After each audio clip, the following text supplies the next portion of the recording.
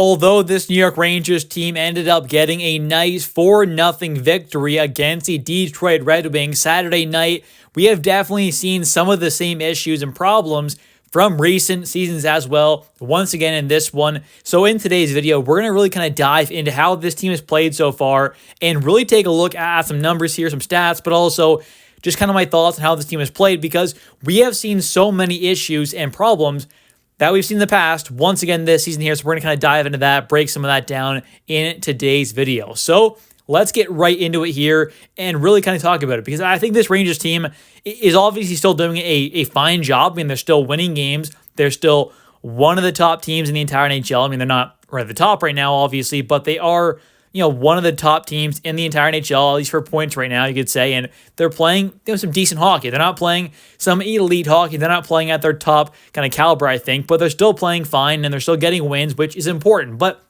the main kind of problem is we are seeing some of the exact same issues that we have consistently seen throughout the past season, whether it is, for the most part, and the main ones I've seen is getting outshot there by the opponents, which it does really suck to see as a Rangers fan, because we are once again seeing it this season as well, where this team is just getting outshot. They're allowing way too many shots. They're not controlling enough of the game, and they're really just not in the other team's end enough as well. And that's a part of the issue that we've seen in the past as well. And obviously, there's a lot of factors that play into that, but this Rangers team has consistently, over the years, gotten outshot for the most part, and we're seeing that once again this season.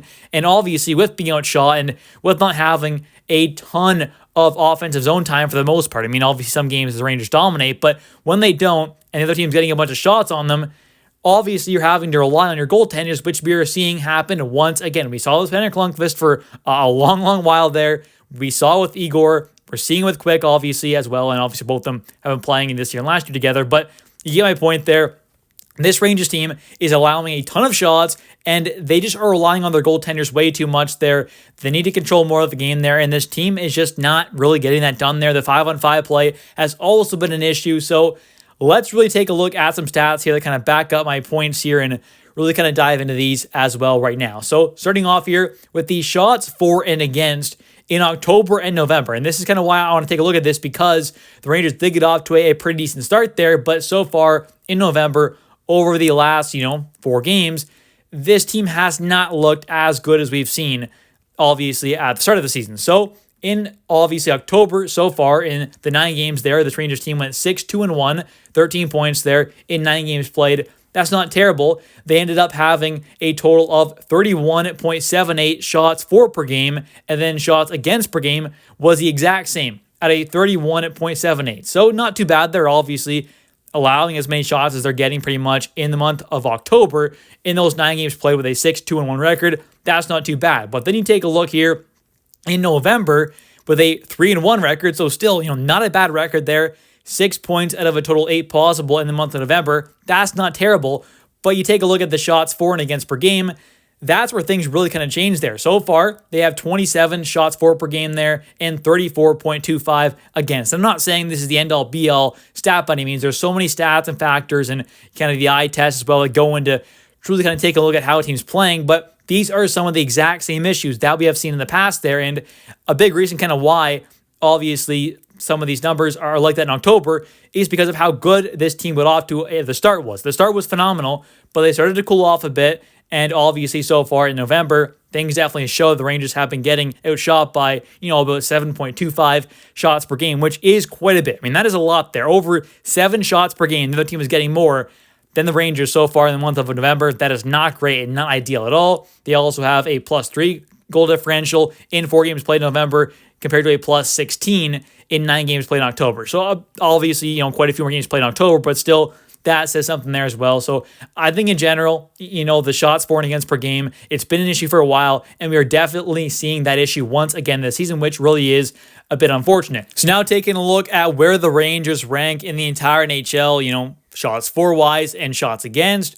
Shots for the Rangers so far this season, they are averaging per game 30.3 shots, which isn't terrible. That's 11th place in the entire NHL, so, just above average, which isn't too bad there, but definitely not great for a team who wants to be a true contender when you can really compare it to the shots against per game, which is not terribly far off, but they are allowing the third most shots per game on average with a 32.5. The only teams that are allowing more shots against per game are the San Jose Sharks and the Anaheim Ducks. And if you haven't noticed, they're not Stanley Cup contenders.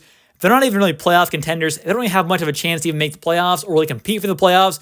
They're two of the worst teams in the entire NHL. And I mean, let's be honest here, they're not good teams. They're just not. The Ducks and Sharks are not good teams, and the Rangers are fairly close to them, which is just not at all what you want to see as a Rangers fan. Now, obviously, this team is good. I mean, they're going to make the playoffs. The Rangers team is definitely going to do that, but it's obviously been an issue for a long while now, and it doesn't seem like it's going to change this season, unfortunately.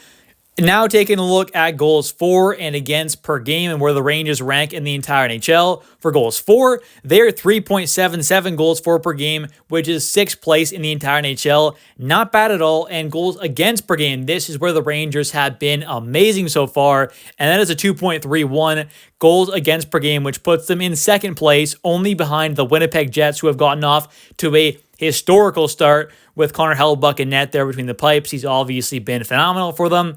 So they're the only team who are allowing less goals per game than the Rangers. And I think in general, though, this Rangers team right now is just relying on clearly Igor and Quick way too much. I mean, Quick has just been absolutely stupidly good. We'll take a look at the goalie stats in a little bit here, but this team is relying on their goaltenders once again, like we've seen for such a long time.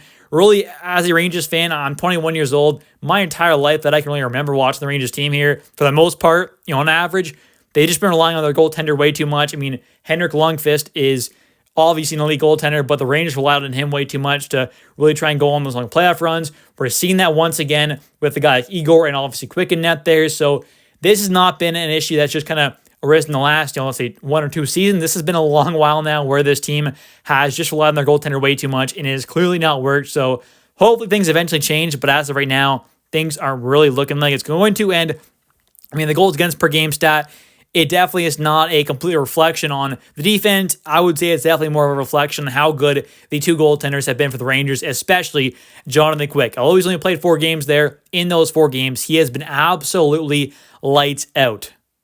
And just in general here as well, goals for the Rangers at 5-on-5 right now in the entire NHL. They're in 14th place with 30, which is just not great at all. This is another thing that has been an issue for the Rangers as well, and that is goals for, scoring goals at 5-on-5 when this team is at even strength there. This has been an issue where they have not been one of the top tier teams in the entire NHL, scoring at 5-on-5, which is something you really need to do if you want to win a cup there. You're not going to do that well, and really go on.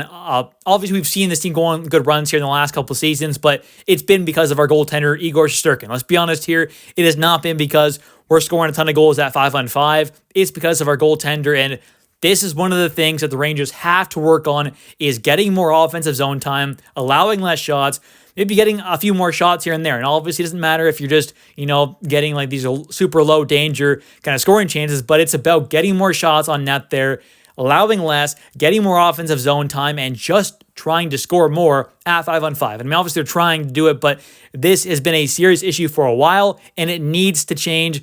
Is it going to change? That's kind of the question there. But with this core group of players, it's been an issue for a while now, and hopefully we do see them turn it around a bit, because 14th place for goals for at 5-on-5 is just not going to cut it for a team who really is trying to compete for a Stanley Cup this season. I mean, we have some massive contracts sitting in the books more than likely next season, where obviously Lafreniere's already signed his extension. He's gotten a massive raise, and Igor will be looking to do the exact same there. So this is a team that was not really, in the best spot cap-wise. So obviously trying to win a cup this year before those massive contracts hit would be ideal, but we definitely have some issues to work through before we end up winning that cup, in my opinion.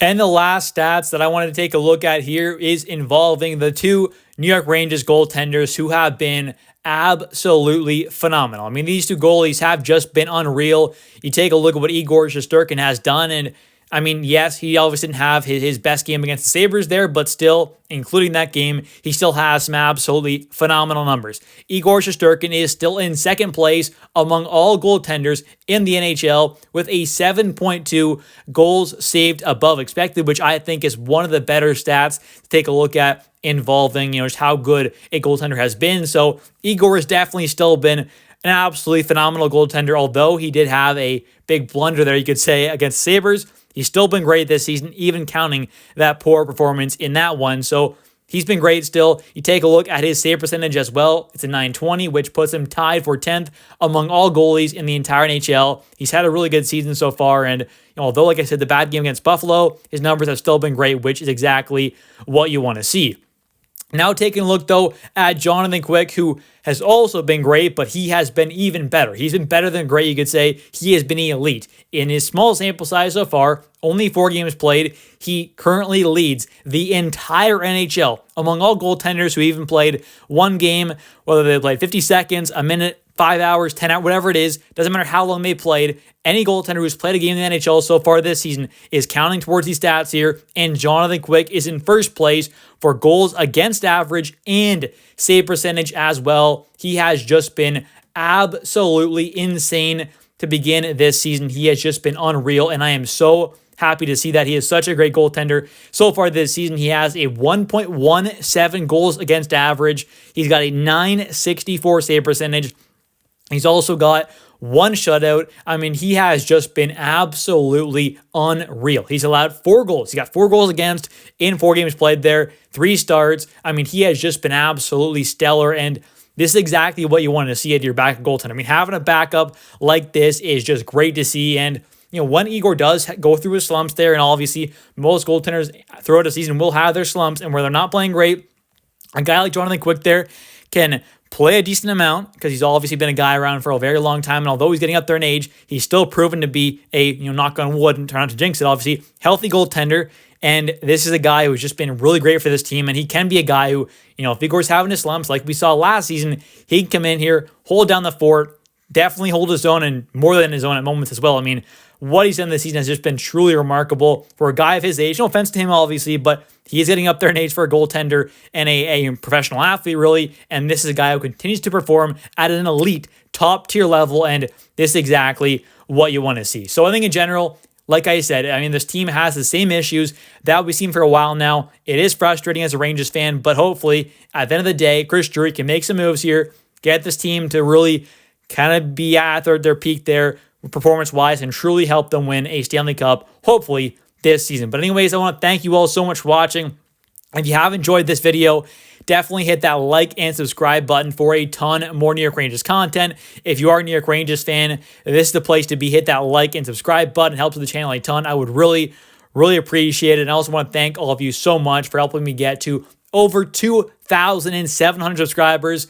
It truly is just an insane milestone to be at. I cannot believe the channel has gotten this far. It's absolutely unreal. I'm just a Rangers fan like all you out there as well. So I truly do appreciate all the support that you all show. It's a ton of fun making these videos. And I really just want to thank all you for everything that you all do, because without you, this channel is probably not a thing, right? I'm not going to be talking to myself here. So I really do thank all you for everything you've done for this channel. It means a lot. So thank you all for that. Thanks for watching. I'll catch you next one. And let's go Rangers.